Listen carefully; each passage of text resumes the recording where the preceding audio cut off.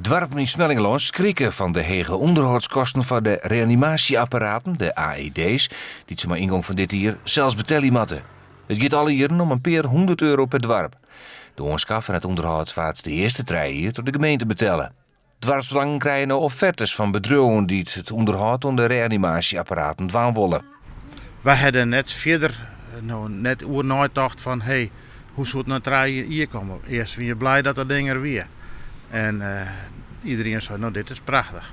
Dus daarna kwam een beetje het punt van, nou ben de kosten wel voor u. Alle dwarpen zullen het onderhoud uitzonderlijk regelen matten.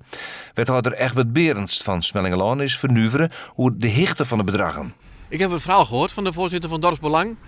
En ik kan heel goed begrijpen dat u nu zegt van, hoe kan dit? Nu word ik opeens geconfronteerd met onderhoudscontracten die meer dan 300% hoger liggen dan dat wij het voor deden als gemeente. Nou, daarvan vind ik als we kunnen faciliteren als gemeente, samen met alle andere dorpen, kijken of we daar gewoon een collectief contract uit kunnen halen wat een stuk goedkoper is, dan ben ik daartoe bereid. De dwarpsbelangen hebben zelfs maar een heel behind budget om de onderhoudskosten en de AED's op te brengen, wat de gouden contributie omheeg.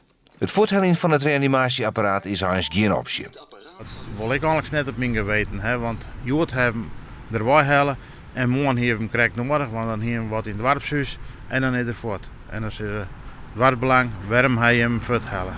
Dus ik denk net dat dat een optie is. De wethouder wil nou bekennen of de gemeenten toch helpen kennen om voor alle dwarpen een goed onderhoudscontract uit te sluiten. Even voor de helderheid. We hebben echt 4 jaar geleden allemaal goed afgesproken met de dorpen. Ze wisten waar ze aan toe waren. Wij konden het gewoon voor gemiddeld €100 per jaar doen.